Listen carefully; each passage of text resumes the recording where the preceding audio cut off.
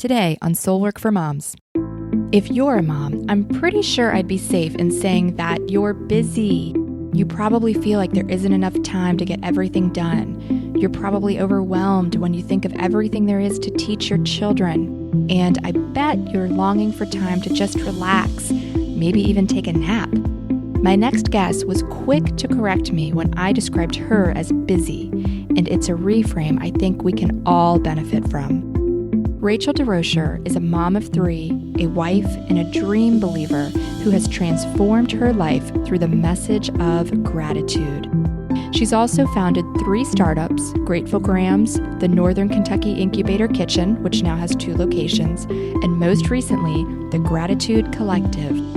Rachel says her life's calling is to spread the message of gratitude. Hear what she has to say about gratitude and being a mom right after this. Becoming a mother is life-changing. It brings a ton of happiness and joy, but let's be honest, for many of us, it also brings some heartache and suffering. I'm Michelle Duncan-Wilson, and my mission is to help you grow personally and spiritually through mothering. Being a mom does not mean putting your happiness and fulfillment on the back burner. What if the painful parts of your life are actually tools for your own transformation? Join me each week as I interview moms about what they've learned on their journey of motherhood. You'll also hear from expert guests who share specific advice on how to grow. I believe that you can change the world through doing your soul work. I call it evolution through mothering. Welcome to Soul Work for Moms.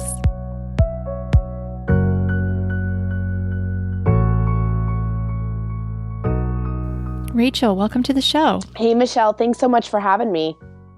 It is my pleasure. So let's start out by having you tell us a little bit about your family.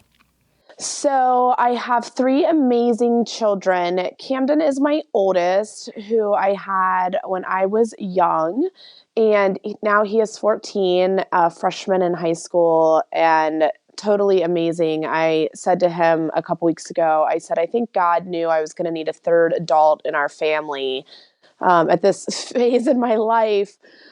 Rosalie, who is the only girl of the family, she is 6, and Ellis is 4.5, and in every sense of what the baby of the family is, he resembles in some way or another.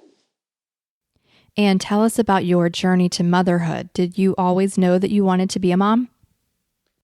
I always knew I wanted to be a mom, and I always wanted like a dozen children. I was never afraid of like this big, gigantic family.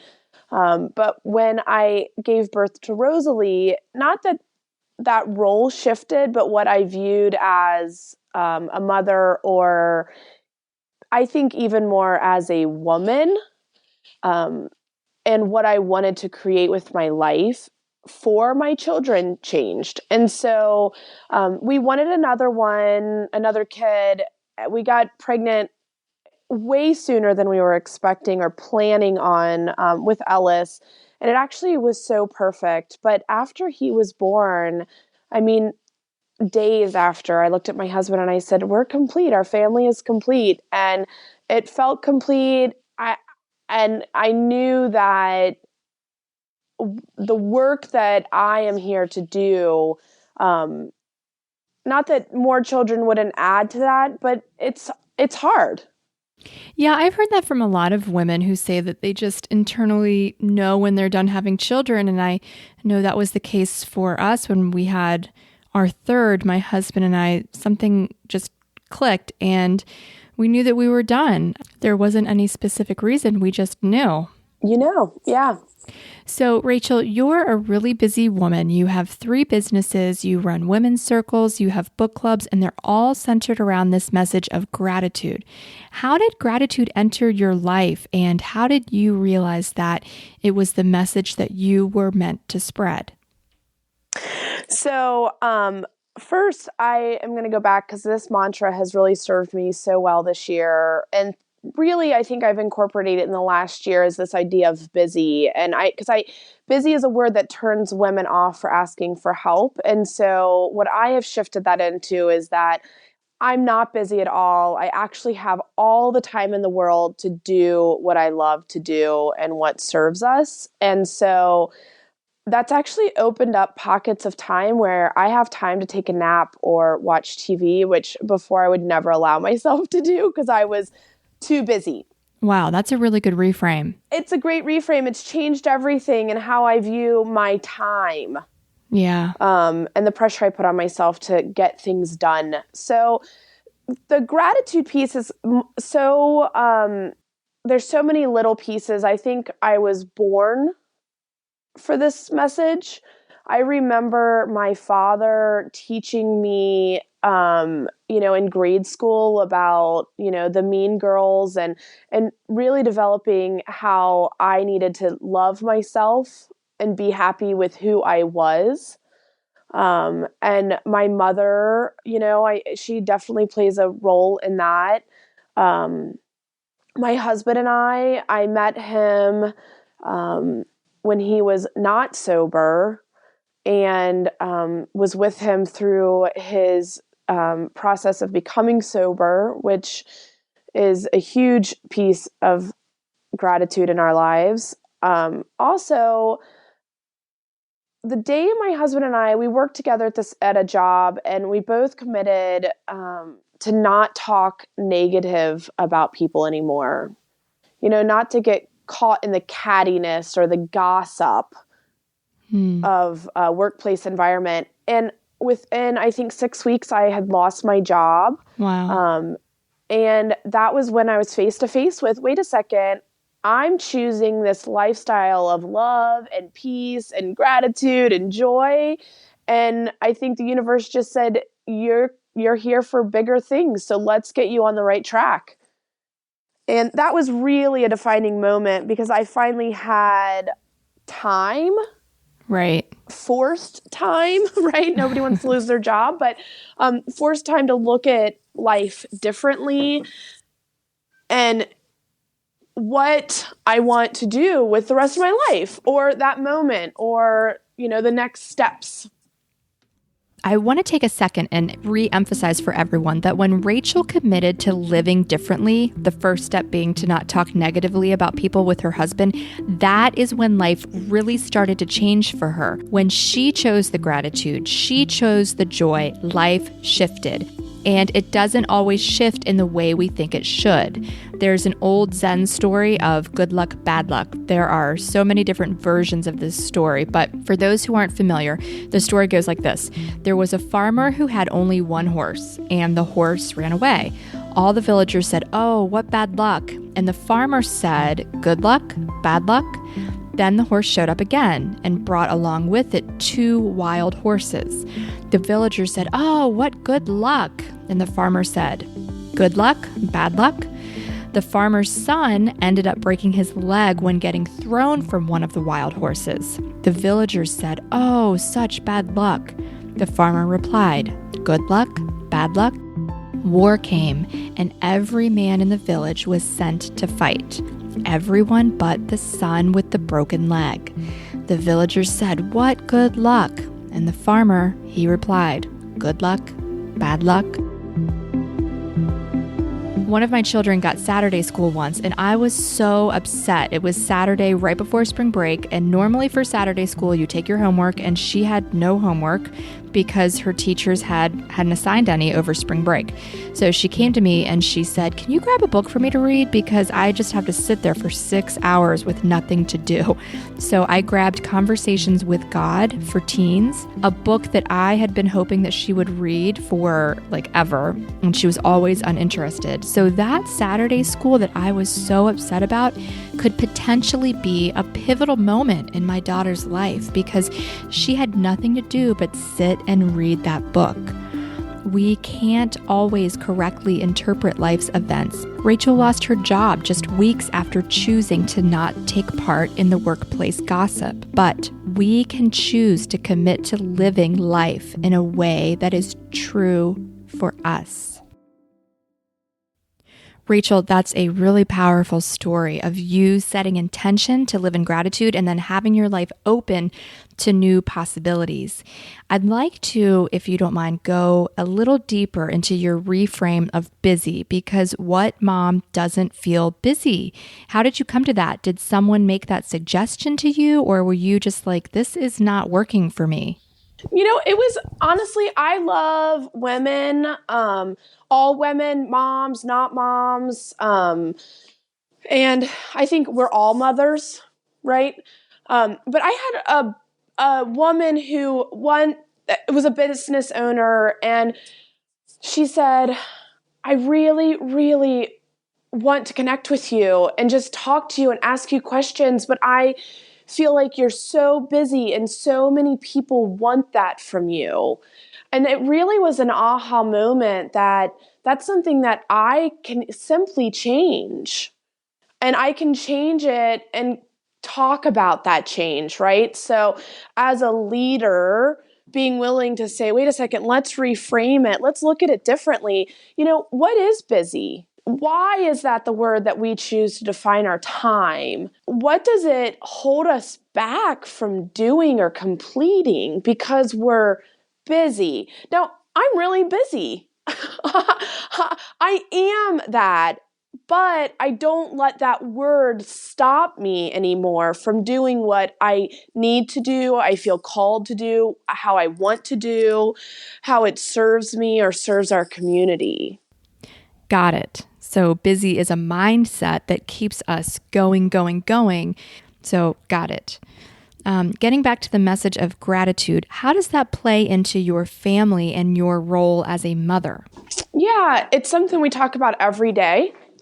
I don't force my kids to, tell me or tell them, whatever they're grateful for. One of my favorites was when Ellis was, 2 or 3, and I said, "Hey, buddy, what are you grateful for?" And he just looked at me and he's like, "Nothing, Mom." And I was like, yeah, dude, like that's real. That's real life, and so honoring whatever their response is, but it's something we talk about. So at the dinner table, we we I would say the majority of nights, or at least the nights that we're around the table as a family, we will do, what are you grateful for, or roses and thorns, or highs and lows, whatever. We've heard it called lots of things, but talking about both sides of your day, the good and the bad, and coming and following that up with, like, what are you grateful for about that? Because I think that's the power of gratitude. For our family, gratitude is our life. And so we can always come back to that. That can always be a conversation starter in my family of 5, but realistically, my family is this huge tribe of people and women and entrepreneurs. And so it's a common thread we can all unite with. You are in the process of launching a new business. It's called the Gratitude Collective. Tell us a little bit about that. So you had mentioned that I have 3 companies. Grateful Grams will be 6 in April of this year, 2016. And for that, that's a graham cracker company, essentially, that's all about spreading the message of gratitude. And then I open these community kitchens for food businesses. 95% of my tenants are women. I would say 75% of them are mothers. But the Gratitude Collective is this piece I've been working on for, I would say, about a year. And it's where I want to create the things that I'm already creating, but to be able to have a place to put them. And so the mission of the Gratitude Collective is to help people become their own gratitude guru. Because it's not about me or not about you. It's about us as people. Yes, women, of course, knowing how gratitude can help them become their best selves. And it will be so full of amazing tools, from subscription box to a journal to clothing to, just to our retreats. We've got a couple really amazing one-day retreats we're working on through the Gratitude Collective, because I think that's what I was called here to do. And it's taken me a lot of years and a lot of prayers and a lot of self-love to finally be ready to step into this new role through the Gratitude Collective. And it is one of the most humbling, awe-inspiring things that I've ever tried to create in my life. And any of this stuff is like childbirth, and you're in transition and you're pushing, and you want to stop pushing because it hurts so bad and you can't. You have to keep pushing. You can pause for a moment and take a really deep breath, and then you just have to go back at it. And so we're in a pushing stage right now with this to say it's here, it's ready, I can't wait. I can't wait for it to be live and tangible. And yeah, so the Gratitude Collective will We'll have tools to help you become your own gratitude guru, because you're worth it. And speaking of being worth it, mothers, Soul Work for Moms and the Gratitude Collective have teamed up for a Mother's Day event in Cincinnati, Ohio. Rachel and I will be co-hosting a Mother's Day Circle for all women, whether you have children or not. It's an opportunity to gather in circle with other women and honor your gratitude for the women who have mothered you. It's also an opportunity to do some soul work in the areas that may be asking for healing around the women who have mothered you. You can find all the details by going to soulworkformoms.com, click on the Get Involved tab, and choose Mother's Day Circle. It's on Sunday, May 8th, 2016. That's Mother's Day, from 3:30 to 7:30 p.m. So after you get your breakfast in bed and spend some time with your family, you can have some mama time with us. Early bird pricing is $25, which includes dinner, if you book by April 24th. We hope you can join us. Rachel, how do you feel like motherhood has changed you as a person? When I had Camden, I was young, but it was just him and I think I had to be strong, not that I wasn't or didn't want to be, but I had to be. And raising a boy, it's fun. It's so different. When I had Rosalie, I said, oh my God, I have to wake up. If I don't show her as a woman that you can dream really big and that you can do whatever it is that you want to do, as long as it makes you happy, who would do that for her? And to me, that's a really big job. But it shifted not just from Rosalie, but it shifts to the women in our community, right? It's like a wildfire. Once you light it, it just keeps spreading, and it's so powerful and beautiful. It is so beautiful. It's that mama bear strength that I so often talk about. Yeah. What's your favorite part about being a mama? Bedtime? No. I think that our kids are such amazing reflections of who we are. I love that. I love when Rosie puts makeup on. I love when you hear your kids tell you something. Camden just, got his interim report, and he's a great student, but he didn't do well on an exam. And, when I asked him about it, there was no excuse. And he said, Mom, I did the best that I could.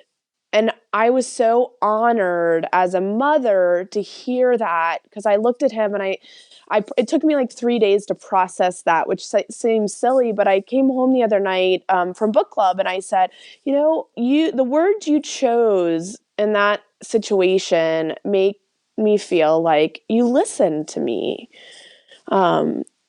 I love that, because how often do we tell our kids stuff and we say, oh my God, they don't pay any attention to us. And reality is they do. They pay all attention to us.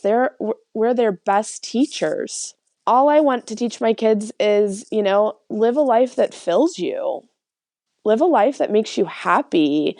It's not that I don't care about the grades, but are you sacrificing your joy for an A? Is there a way that I can help you accomplish that, or a teacher that can help you accomplish that in a different way where you don't have to self-sacrifice? Absolutely. And that is a perfect segue into my next question, which is, what do you hope your children remember about their childhood?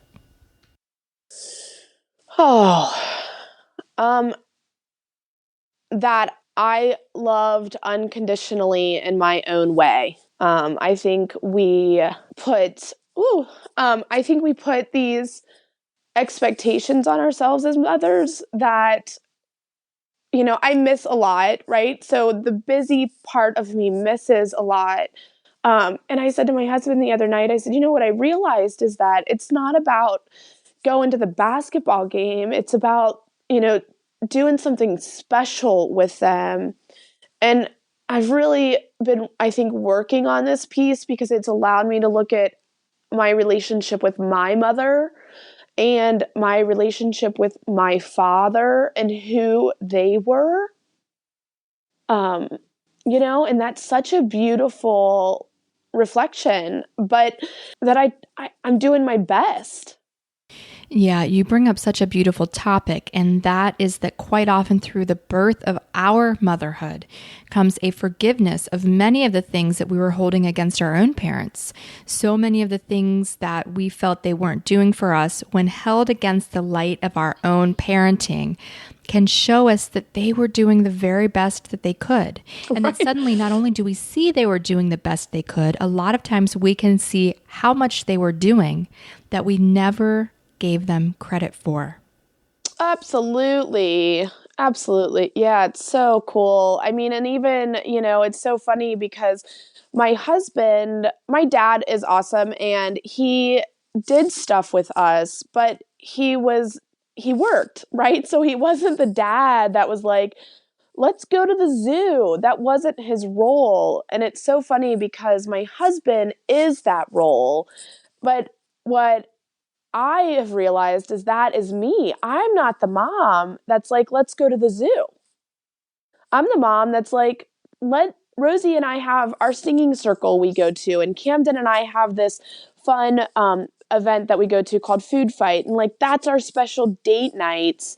And so it's those, right? And so then I realized like, oh my gosh, maybe I really am a lot more like my father, right? Or than I thought. So it is such a cool process if you're willing to look at all of the pieces of that puzzle. So now we move into a two-part question, something that you excel in and something that you struggle with in parenting. So let's start with, what's something that you feel that you struggle with as a mother? Well, I think raising children, I think that there has to be some level of expectation, but it doesn't have to be driven by expectation. And so I think that I have learned to shift what my expectations are into a healthy modality instead of just being like, I expect you to do all of these things. Well, you know, like Ellis, he's 4. And he is a 4-year-old. Oh my goodness. And so I think I've struggled over the years with follow through, go clean your room or you don't get X. And then they just get X and they don't clean their room. I think it's all day-to-day struggles with, the teenager and being like, hey, when you get something out of the drawer, put it away. I mean, there's not been anything that I don't lean in my community to face it. What do you mean by that? I'm not alone in mothering. And my children, let's go back to that crazy word of busy, right? My children, I have told all since the beginning is that I am their mother, but they have lots of mothers. I go back to, what didn't Hillary Clinton say? Like, it's our village. It takes a village to raise a child or something. And I believe in that. Camden has a mom who helps him with getting him to school in the mornings. Camden has another mom that helps transport him back and forth to basketball. Rosie has a mom that can like snuggle her when she needs some affection. You know what I mean? I've surrounded myself with this tribe who not only love my children, but also allow me to love their children. And I think that if we can shift this, and Michelle, what that has allowed me to do is take some of these expectations off, right? So go into your role as a mother with expectations. As a mom, we're expected to teach our children all of these things. Holy hell, that is a lot of pressure, right? And I don't know how to do all of those things. But this person does. And who am I as a woman and a mother to not allow that person to come into our lives and help us? That is an incredible pressure. If you feel that when you become a mother, suddenly you're supposed to know how to teach your children everything so they can be perfect. Yeah.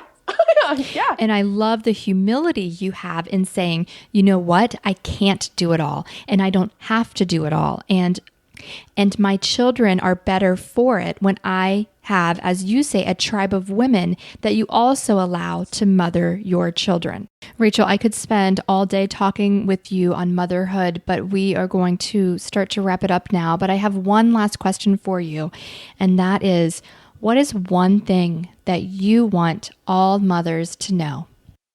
You are enough. We're enough. Women, moms. It's not about the laundry. It's not about, a perfectly cooked meal.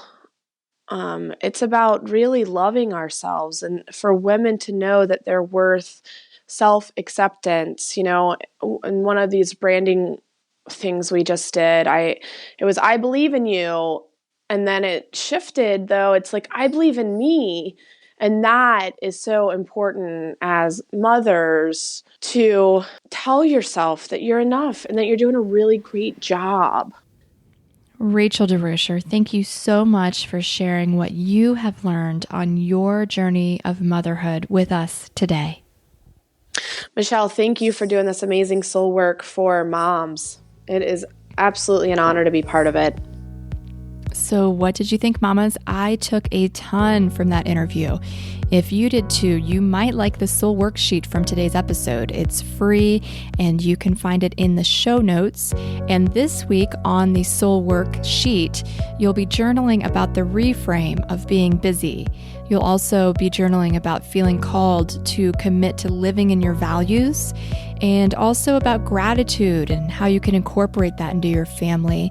And finally, about being the mom that you are and not feeling a pressure to be the one who teaches your children everything. You can find more about Rachel and her businesses, Grateful Grams, the Northern Kentucky Incubator Kitchen, and the Gratitude Collective, also in the show notes, all at soulworkformoms.com. Today's Soulwork action step is this. Repeat this mantra to yourself over and over this week. I am enough, just as I am right now. We get so caught up in our culture of being better, doing better, that we can forget that outside of everything that we may or may not know or do, we are enough right now, just like this. Here is permission to stop giving yourself such a hard time. You are enough. Soul Work for Moms is all about growing, all about learning about yourself, about how to do better, but not at the expense of feeling your self-worth right now. Thanks so much to Rachel for giving us that reminder. And it's a perfect segue to how I like to end the show each week, which is by reminding you that you matter. Your love, showing up every day, your thoughts, your intuition, it matters. When you break through the painful parts of your life, you create positive change for yourself, for your children, and for the world. And that is evolution through mothering. Thanks so much for listening. I'll see you next week.